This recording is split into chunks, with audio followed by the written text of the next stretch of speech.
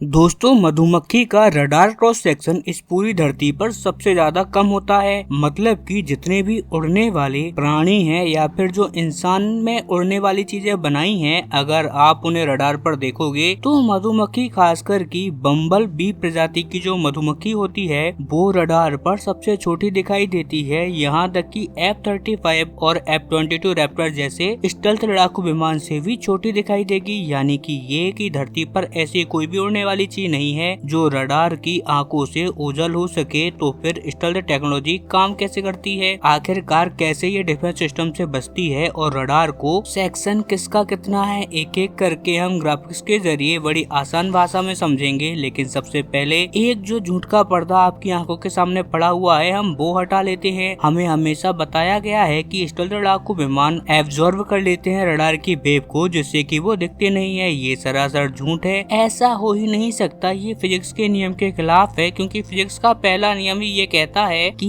इंसान ना तो एनर्जी को बना सकता है और ना ही एनर्जी को तबाह कर सकता है। आप सिर्फ एनर्जी को एक रूप से दूसरे रूप में बदल सकते हो, ना आप उसे नई बना सकते हो ना ही खत्म कर सकते हो। अब रडार क्या करता है, रडार भी एनर्जी छोड़ता है लड़ाकू विमान को पकड़ने के लिए। तो जब एनर्जी को डिस्ट्रॉय नहीं किया जा सकता तो फिर लड़ाकू विमान कैसे उसे एब्जॉर्ब कर लेगा। देखिए, रडार का काम करने का तरीका आप आपकी स्क्रीन पर देखिए। वो रेडियो वेव छोड़ता है, भारी मात्रा में पूरा वातावरण भर देता है। रेडियो वेव से एक तरीके की एनर्जी से अब कोई लड़ाकू विमान गुजर रहा है वहाँ से, तो वो रेडियो वेव उससे टकराएंगे और वापस जाएंगे और रडार के रिसीवर से टकराएंगे। और जब वो टकराती हैं तो रिसीवर इस बात को देखता है कि RCS कितना है, यानी कि रडार क्रॉस सेक्शन कितना है। और इसी को लेकर लोग कंफ्यूज रहते हैं। मैं आपको सिंपल लैंग्वेज में बता देता हूँ कि RCS का मतलब है स्ट्रेंथ ऑफ रिटर्न सिग्नल, यानी कि सिग्नल जो रिसीव हो रहा है वो कितना ज्यादा मजबूत है और उसी से वो लड़ाकू विमान के आकार का पता लगाता है। या फिर अगर सिग्नल छोटा है तो मतलब ड्रोन है। और स्टेल्थ हथियार का काम यही है कि इसी RCS को वो हद से ज्यादा कमजोर कर देता है ताकि रडार पर मक्खी या मच्छर के आकार का वो दिखाई दे। लेकिन ये होगा कैसे, क्योंकि रडार तो रेडियो वेव छोड़ता है जो एक तरीके की एनर्जी है, आप उसे डिस्ट्रॉय नहीं कर सकते। तो फिर आप क्या करोगे, तो इसको लेकर 3 तरीके के रास्ते अपनाता है स्टेल्थ लड़ाकू विमान, जो मैं आपको अब एक एक करके बताता हूँ, इसीलिए आप इसे बड़े ध्यान से सुनिए। सबसे पहला,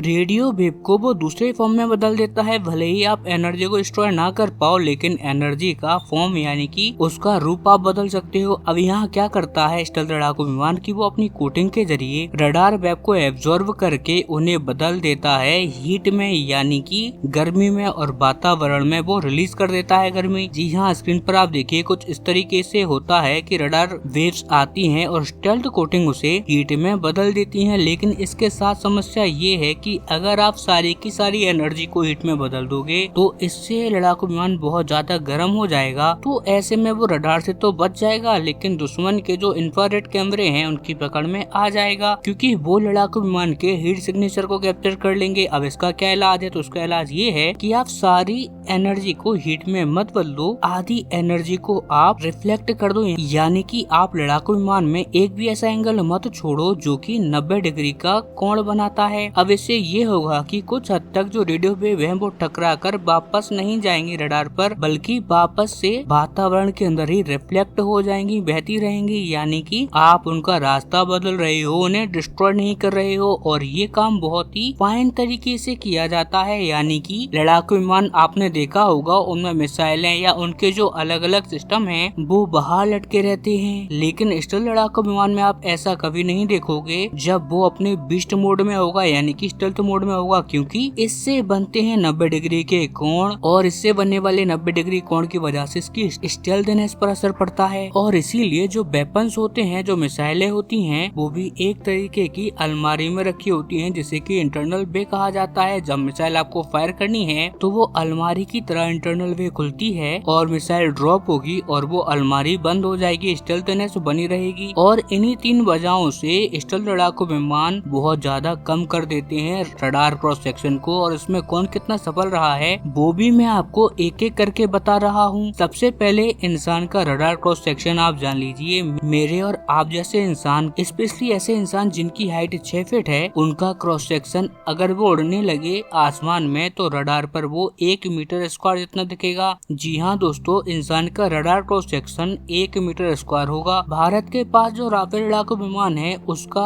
RCS भी 1 के आसपास है, यानी कि वो रडार पर एक इंसान जैसा दिखाई देता है, जबकि उसका RCS बहुत ही कम माना जाता है। कितना कम माना जाता है? तो जो सुखोई 30 लड़ाकू विमान है भारत का, उसका RCS 2 मीटर स्क्वायर होता है। जी हाँ, यानी कि 2 इंसानों जैसा वो दिखाई देता है रडार पर। एक सुखोई 30 और राफेल एक इंसान जितना। लेकिन इसके कंपेयर में अगर हम स्टील लड़ाकू विमान की बात करें तो चाइना का जो J-20 लड़ाकू विमान है, जो कि एक स्टेल्थ फाइटर जेट है, और इसका RCS 0.01 होता है, यानी कि ये एक बाज पक्षी के जितना दिखाई देता है। यानी कि जो बड़ा पक्षी होता है उसकी साइज का ये दिखाई देता है रडार पर, और इसीलिए इसे पूरी तरीके से स्टेल्थ नहीं भी माना जाता है। तो अब बात आती है कि आखिरकार अब एक्चुअल स्टेल्थ किसे कहते हैं, तो वहाँ आता है F-35। F-35 का जो स्टेल्थनेस है वो इसका RCS बताता है 0.001 मीटर स्क्वायर। जी हाँ, 0.0001 बहुत ज्यादा इंसेन है, यानी कि J-20 के मुकाबले 10 गुना ज्यादा ये स्टेल्थ है। अगर आप केवल रडार पर बात करें ना, तो आपको कबूतर के साइज का ये दिखाई देगा। जी हाँ, पिजन के साइज का ये दिखेगा, और आप इसी से अंदाजा लगा लीजिए कि ये कितना ज्यादा स्टेल्थ है, और इसीलिए F-35 को पकड़ पाना बहुत ही ज्यादा रेयर इवेंट है। खैर, अगर हम बात करते हैं इससे भी ज्यादा स्टेल्थनेस की, तो यहाँ आता है F-22 रैप्टर, जिसका RCS होता है 0.0001, यानी कि ये F-35 से भी 10 गुना छोटा दिखाई देगा रडार पर, लगभग एक चूहे के साइज का। जी हाँ, एक माउस के साइज का ये दिखाई देगा, लेकिन इससे भी ज्यादा इंसेन लेवल है, और वो है B-2 स्टेल्थ बॉम्बर का, जो कि इस धरती का सबसे ज्यादा स्टेल्थ हथियार है। और मैं आपको बता दूं कि F-22 रैप्टर और F-35 के मुकाबले अगर आप साइज में देखोगे तो ये 4 गुना बड़ा है, लेकिन रडार पर ये दिखाई देता है 0.0001 मीटर स्क्वायर का,